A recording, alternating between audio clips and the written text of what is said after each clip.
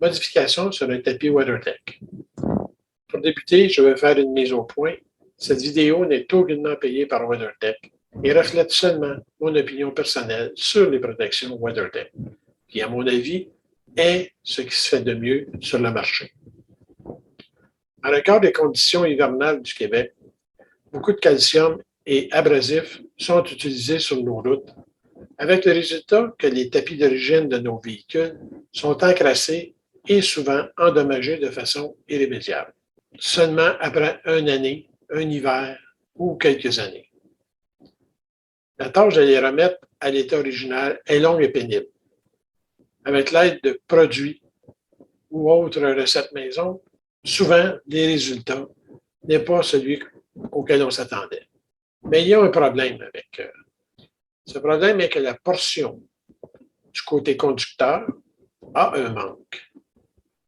Le repose-pied n'est pas protégé avec le résultat que toute la saleté que l'on a en dessous du pied gauche, qui va être appuyé, va certainement couler le long du repose-pied pour finir sous la protection WeatherTech et ainsi risquer d'endommager le tapis original de la voiture.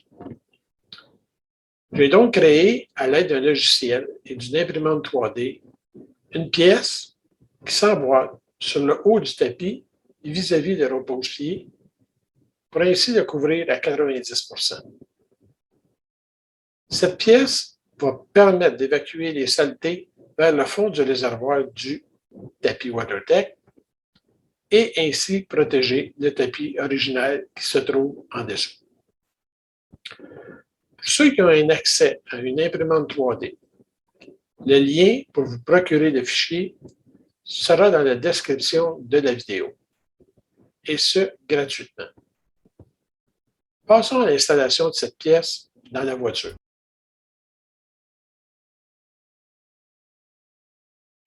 On voit la partie qui n'est pas protégée, qui est le défaut du WeatherTech. Avec ma petite amélioration, on fait juste glisser et imbriquer dans le tapis. Puis, on appuie le velcro et le repose-pied est protégé d'un bout à l'autre. Donc, la neige, la gadoue qui va fondre, va tout simplement couler ici, tomber là et se ramasser dans le fond